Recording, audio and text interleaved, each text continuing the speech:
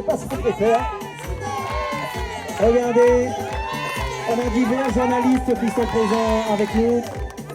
Vous serez sur les réseaux forcément le temps d'un traitement, le temps du montage. Voilà l'équipe de Ramata, Touré. Allez, on ne va pas s'attarder. Je demande à l'équipe. Alors, c'est vous qui décidez. Ce soir est un moment historique. Pour la première fois en 33 ans, le maire sortant ne se représente pas. 33 ans. Une page se tourne. Et quand une page se tourne, après 33 ans, on ne choisit pas par habitude. On choisit par responsabilité. Le vrai changement. Beaucoup parlent de changement. Mais le changement n'est pas un slogan. On ne peut pas être le système pendant 20 ans et devenir soudainement l'alternative. Certains ont été aux côtés du maire sortant pendant 17 ans, d'autres pendant 20 ans, et plus même. Le changement ne se déclare pas en conférence de presse. Le changement se construit avec du courage, la transparence. Au début, notre candidature n'était pas prise au sérieux. Puis, il y a eu un certain débat télévisé où là, j'ai mis un sujet sur la table. Oui, quand on parle de transparence, et donc cette fameuse rupture conventionnelle à 148 000 € que je pense vous connaissez tous ici, en tout cas à Sainte-Suzanne. Le problème n'est pas la rupture conventionnelle. Le problème, c'est cette négociation à 6 mois d'un départ à la retraite. Il y a eu des polémiques, il y a eu des pressions, il y a même eu une menace de plainte. Je le redis ici ce soir, mes chers amis, je préfère déranger avec la vérité que rassurer avec le silence.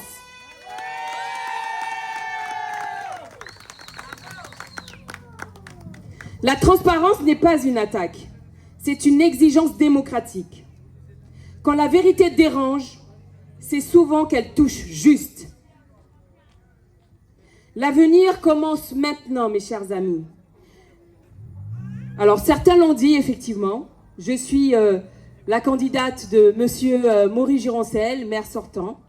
Je ne suis la candidate de personne. Je le redis encore ici ce soir devant vous, mes chers amis.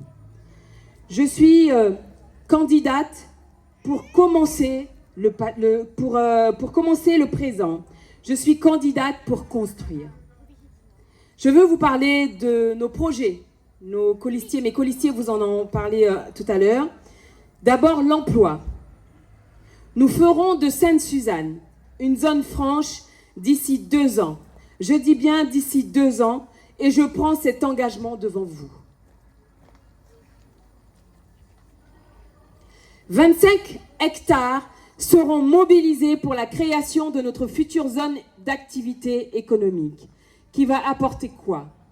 La création de 2000 emplois sur la commune et nous veillerons à ce que ces emplois bénéficient en priorité aux habitants de Sainte-Suzanne. Pour cela,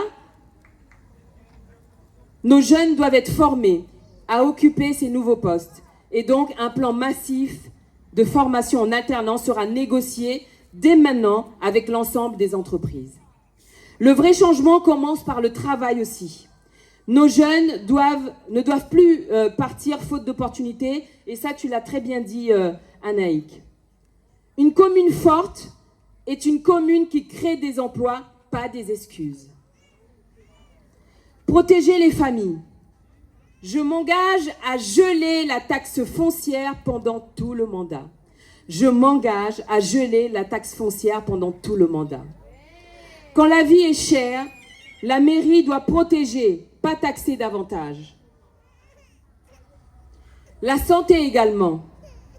Nous savons ici, en centre-ville, que nous faisons face à un désert médical. Et donc, nous avons un projet de centre hospitalier de proximité qui, là encore, sera créé dans les 3 prochaines années. Et d'ailleurs, je l'ai dit, je pense, on m'a déjà entendu le dire, je disais que nous avons une candidate ici qui est médecin. Il y a 2 médecins. Il y a Dr Mamias et Dr Ramassamy. Et Dr Ramassamy, nous lui tendons la perche. Et nous lui demandons de nous rejoindre pour justement mettre à profit ce centre hospitalier parce que nous avons besoin de son expertise.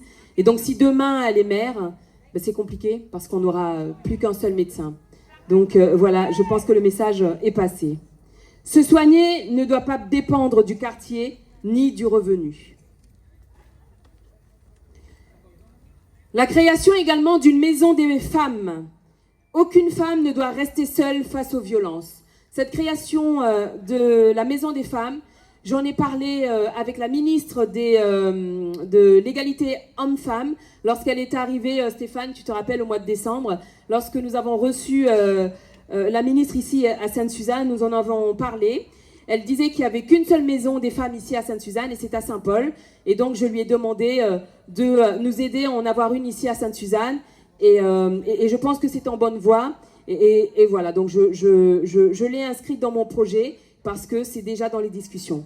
Protéger les femmes, c'est protéger toute la commune. Le logement également. Un plan massif de rénovation de l'État pour lutter contre les logements insalubres et permettre à chacun de vivre dignement dans un logement sain. Ça va permettre quoi là aussi? D'améliorer notre cadre de vie et en même temps de réduire nos factures énergétiques d'électricité. Donc redonner du pouvoir d'achat à nos concitoyens. Le logement n'est pas un confort, c'est une dignité. L'agriculture. Nous mettrons en place une commission agricole. Là encore, ça m'a été soufflé par les agriculteurs qui disent qu'on ne peut pas décider pour eux sans eux. Et donc, nous mettrons en place une commission agricole composée d'agriculteurs qui sont les mieux placés pour savoir de quoi ils ont besoin. Sur l'accès à l'eau, c'est important également. Donc, l'eau d'irrigation, l'eau potable, voir comment améliorer les rendements quand nous savons que la pluviométrie, pardon, parce que là, ce sont eux qui m'ont un peu soufflé ça. Donc, ils dépendent en fait, la ressource dont ils dépendent est la pluie tout simplement. Et on sait que nous avons de moins en moins de pluie. Et donc voilà, et donc c'est une problématique pour eux. Et donc c'est voir comment justement on peut améliorer la problématique de l'eau d'irrigation ainsi que l'eau potable pour les aider à affronter ces difficultés. Et c'est ce que je souhaite faire. Responsabilité financière. Beaucoup d'entre vous en avez déjà parlé. La situation financière de notre commune est en grande difficulté. Je prends ici un engagement ferme. Tous nos projets seront financés à 70% et plus par des financements externes, fonds européens, fonds nationaux, organismes financeurs comme la Banque des Territoires, l'ADEME pour tout ce qui est lié à l'énergie, l'Agence française de développement, France 2030, Citeo pour tout ce qui est lié à la réduction des déchets.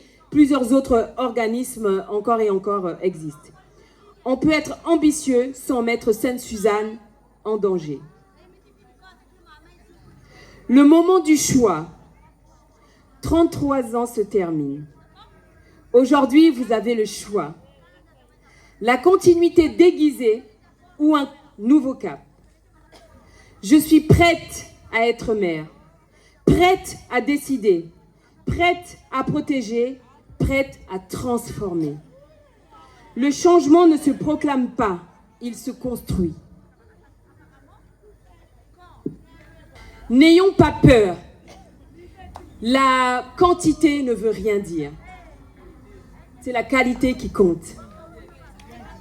N'ayons pas peur, n'ayez aucune crainte. Allons rencontrer, allons rassurer, allons convaincre nos citoyens de parler et parler de notre projet que nous avons pour Sainte-Suzanne. Allez voir chaque citoyen, chaque concitoyen, chaque Sainte-Suzannoise, chaque Sainte-Suzannois. Parlez-leur de notre projet. Nous avons un projet clair, sincère, simple, que tout le monde peut comprendre. Allez-y, chers collègues, allez-y, chers concitoyens, chers amis. Nous avons besoin de Zot. Nous comptons sur Zot toutes. Allez-y, l'ambition des projets, la transparence de la gestion. Voilà le contrat que je vous propose.